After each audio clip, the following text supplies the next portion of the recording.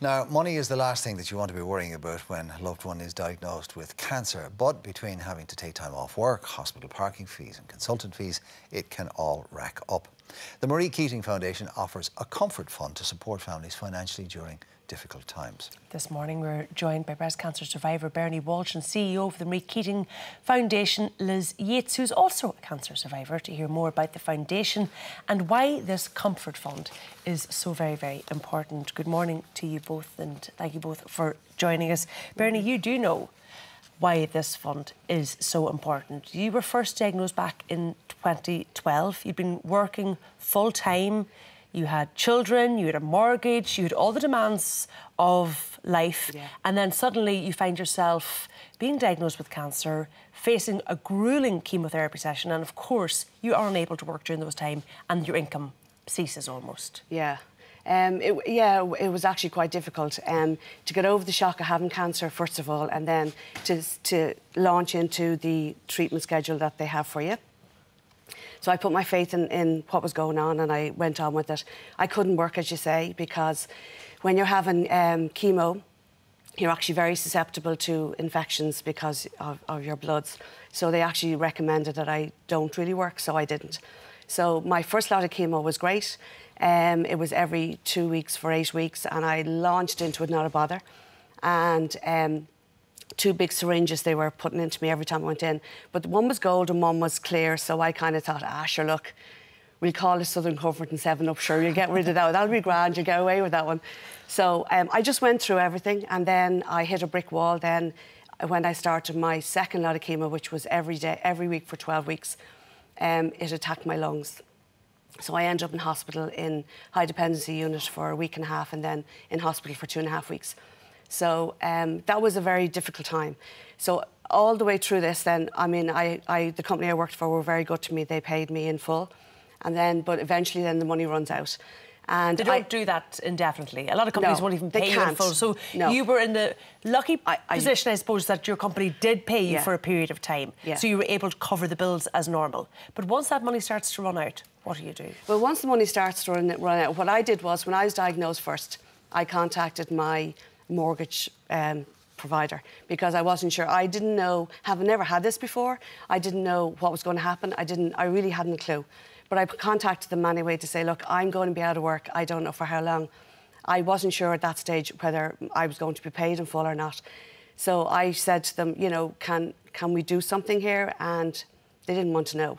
So I even said, what about interest only, or can we, you know, and they said... Or some sort of a moratorium on your mortgage, even to give you 6 months.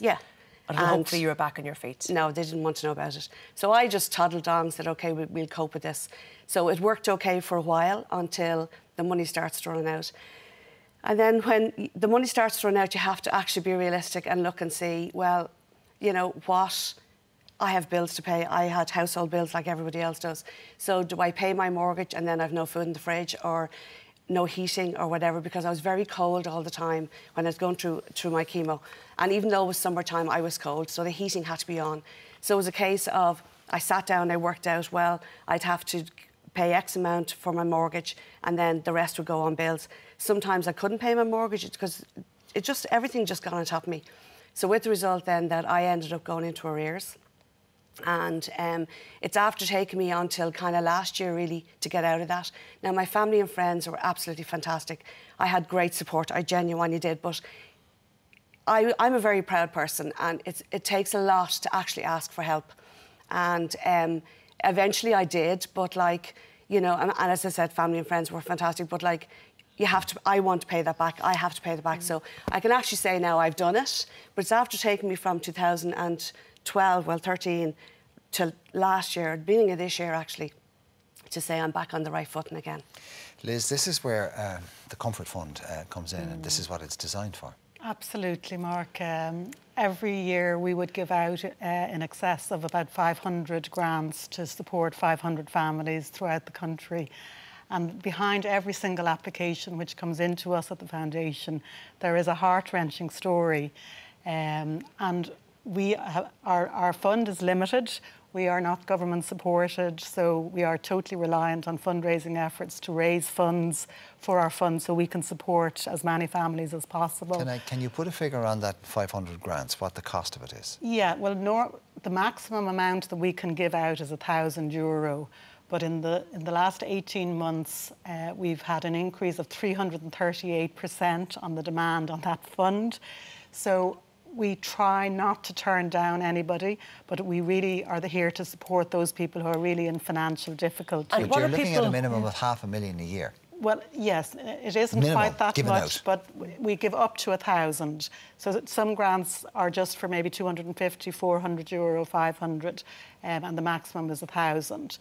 And what do people, when they're writing to you, what do they say they need this money for? It's primarily fuel bills, additional costs, like your medical card will only subsidise one wig, for example.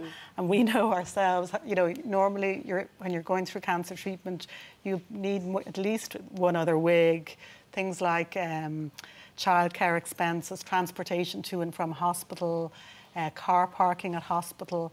All these extra costs. All these extra that costs you suddenly face. People don't realise. Without the income coming in. Well, exactly. So it's a double whammy. There's additional costs, and the research that has been done on this puts it to €862 a month extra additional costs. But that's a salary. That's a full salary, and the double whammy is that most people cannot work. So the majority of people, when they're going through cancer, cannot work. I myself was out for 11 months, and like Bernie, my company was able to help me for the first 6 months, but thereafter you're on your own. And so you go from having a salary to having €188 a week, which is a maximum of 10,000 a year, if you equate that up. So, you know, the bills are still coming in, there's these additional costs. You're already in the fight of your life trying to deal with your disease and your illness. And you would like to think, and I'm sure, Bernie, you're one of these people, that you could just give all of your efforts, all of your time, all of your concentration to just fighting cancer, to dealing with the chemotherapy or the radiotherapy and getting better, not to be looking at bank statements and trying to balance the books. Yeah, like, because when you have cancer, like, you're physical and you are emotionally just... you're gone, like seriously gone. And then to have financial worries on top of it, it's the straw that breaks the camel's back, basically. Now, unfortunately for me, I actually didn't know about the fund in 2013, because it was actually late in 2013 when I actually hooked up with the Marie Keating Foundation. And so, as Liz said, even like giving €300 or €400 to families, that's massive when you've no money. That's like winning the lotto. Like, I would have loved that, you know, when I was going through mine. So what I do is now I help them as best I can. Now, I've got they've helped me in other ways, because like when I was diagnosed, even again last year, they were there to kind of guide me through stuff. And it was in June last year you were diagnosed with secondary cancer. Secondary cancer. So are you back getting treatment again? Yeah, I'm back. I'm living with cancer now. I have it in my bones. I'm fine. I'm grand. I'm on... every 4 weeks I'm in for treatment, and then every 3 months I'm in for additional treatment. But you know, I'm here. I'm above the ground. I'm great, like, you know. What I try and do for the Marie Keating Foundation is to actually help people get through what they're getting through. But the fund is it's fantastic. It's, you know, and for people to know that it's there is it's brilliant for them, because it is that just. It could be an electricity bill paid. It could fill your freezer. Yes. It could buy school uniforms. Yeah. It's all of the ongoing costs that people face in their day-to-day lives. Yeah, I was lucky enough. Well, when I say lucky enough, I have 2 children. I was the only breadwinner at home. There was no salary wages coming in, only mine. But I was lucky enough that they were at an age when, I suppose you could explain. I had one who was actually just after. He was in a PLC from school, just did his leaving cert. I had one who was in college. So I felt sorry for my son, because my daughter was grand, like, she understood, and she had a part-time job which kept her going. My son was only starting to work, and he got a few hours at the weekend. And it's very hard when your child, because he is my child, wanted to go out with his mates, and I just hadn't got the money to give to him. And that breaks your heart, because it is my job to look after my family. But when you can't do it because you're sick, it's just, yeah, it's awful. Well, that's why we're running this Ireland AM Fights Cancer Week on Ireland AM, is to continue raising funds for things like the Comfort Fund, but for all of the work that the Marie Keating Foundation does. Thank you so much, Ciara. Yeah, we're absolutely delighted that Ireland IM are doing this on behalf of the foundation. And as I said earlier, the demand on our Comfort Fund in particular is such that we really need your support. We're looking at one of your mobile units there. Yeah, so we have 9 nurses and 3 mobile units, and they go around the country to communities all around the country, raising awareness about cancer. Our Comfort Fund supports people through the cancer journey.